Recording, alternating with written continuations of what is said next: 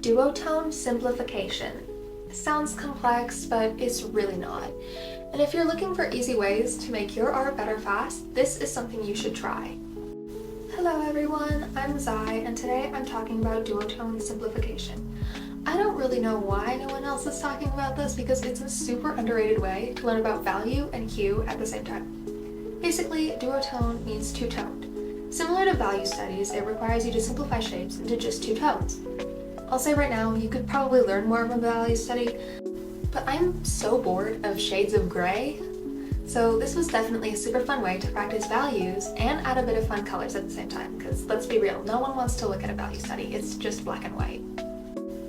Okay, so first we need to pick some colors, or you can sketch first, but I try to choose colors before that so I can pick a better reference.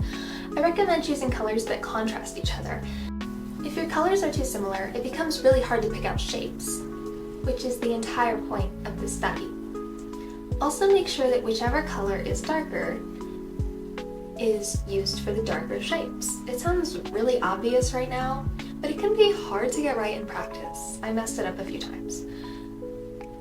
For this study, I'm going to be using a light blue and a dark blue color, but you can use pretty much any colors as long as they have some contrast and look nice together. Up on the screen, I put some colors that I think go well together that you're welcome to use if you don't have any yourself. Here's the reference I'm going to be using. I found it on Pinterest. First, I'm going to sketch in the basic shapes of her features. This part doesn't have to be in duotone. You can sketch with whatever color you want. After I'm finished with the sketch, I'm going to block in the colors and merge down my sketch layer. I always merge down my sketch layer onto my rendering layer when I'm doing a shorter piece, or just doing something in this specific studying style. That way I can paint over the lines instead of worrying if it doesn't match the sketch. I did realize I made my sketch a bit too small, so I sized it up a bit along with the base color layer. Now I'm going to paint over some of my sketch lines before I render, so it looks like a finished piece, even though it's obviously not. Here's a little reminder that it doesn't have to be perfect. This is about learning, not perfection. If every study you did had to be perfect, then you probably wouldn't really learn that much. Now I'm going to render this piece. If you want, you can use a filter on your reference to show you what it would look like in duotone. Canva and Photoshop both offer this feature, but I would recommend not doing that or not using the duotone reference as your main reference, because you'll learn more from learning how to block out the shapes yourself. Practice makes better. To be honest, I really love this. It's super fun. Is it the best thing I've ever drawn? Of course not, but it's super important to enjoy making art. Honestly, I really recommend trying this whether you want to improve your values, your colors, or you just want to take a break and enjoy making some art. Art burnout is a really serious problem and it's really hard to overcome, so if that's something you're struggling with, you could try this as well. First, I'm rendering out the lips. It's really easy with only two colors. You could do this one of two ways. You could use the darker color to shade the lip line and the corners of the mouth, or you could do what I did and use a solid block of the darker color for the lips, and then use the lighter tone to put in highlights. Personally, I prefer the second option, but it's up to you and your reference. Next, I'm going to be doing the nose rendering, which is also pretty easy. I put a long line as a shadow to match up with where her eyebrows would be. I gave her a nostril, and that was pretty much it for the nose for now. Now we're on to eye rendering. I'm worried for this part. My eye shading is usually pretty complex and colorful, so I'm gonna have to simplify a lot for this.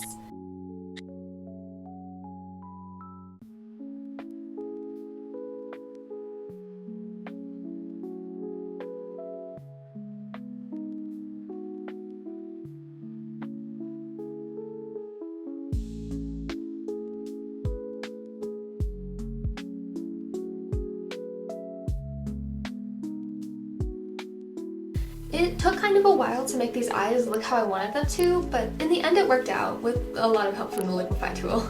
I don't know how traditional artists do art without liquify.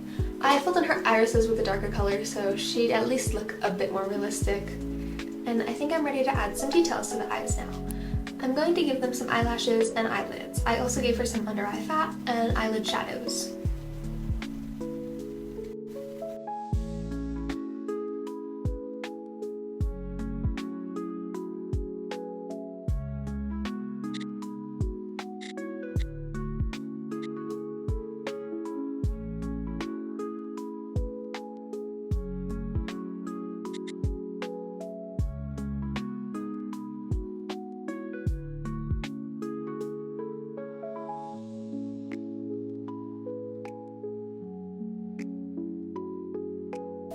And for my favorite part, highlights.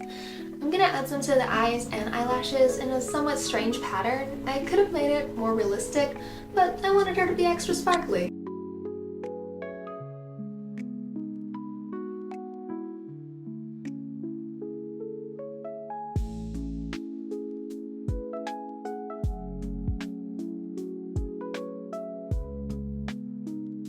And I am so happy with how this came out. In fact, I love it so much that I think I'm gonna do another one. I went into this video not really expecting anything very good because it's a study, but I'm super pleasantly surprised with this one so far. Here's the next reference I'm going to be using. I think it's the same woman from the reference before. I'm going to be using cyan and yellow for this one, with the cyan being the darker shade. Again, I'm going to start with the sketch and then block in the general colors before merging the layers. And again, I made the sketch too small. I have no idea why this keeps happening. It's not originally what I had in mind, but plans change. And in art, I think it's important to be willing to change and go with the flow. Rendering time. In this reference, the shadows are quite a bit different, so I'm going to make sure to include that. I blocked out all the shadows and then brought some yellow back into them to make them less harsh. It's important to keep in mind the planes of the face when shading, something I don't actually know that much about, especially when you don't have a lot of tones to work with. It's a lot easier with a reference, so I definitely recommend one for this specific study. Personally, the nose is really hard for me to draw, and I didn't quite nail it here, but I definitely learned a lot, and I think the next one I do I could make better. Since I didn't have any orange to represent the subsurface scattering, I just made the inside of the shadow a bit lighter than the edges. I made sure to redraw the shape of the nose on both sides to accurately capture those shadows.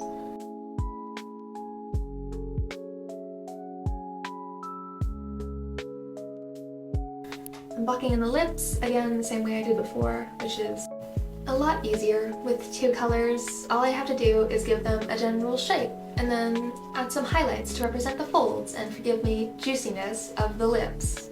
The highlights are the best part. They just make everything come together. The eye rendering is my favorite part. If you can tell, I give the eyes a general shadow around them with a thick lash line. I always try to exaggerate the under eye fat to make them look a bit more realistic.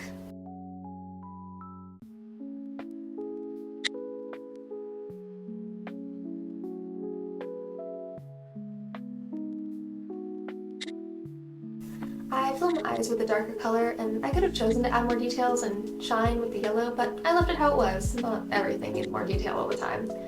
Sometimes you have to hold back, which is something I'm not very good at yet. Now I'm drawing the eyelid, which I initially made the mistake of drawing them how they would look straight on, but in this reference the head is pointing slightly downward, so I need to draw the eyelid line straighter. I realized then that I had actually drawn the eyelashes in the wrong place. I don't even know how I managed that. All the same, I fixed it, and I'm actually really proud of how the eyes look. I think they have a nice amount of detail, but there is such a thing as over-rendering, so I'm gonna not render them anymore.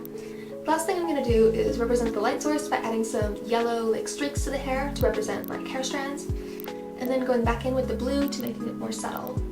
All done!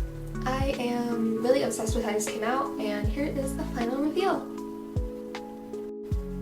I hope I could teach you something, or at least give you a fun prompt to practice with.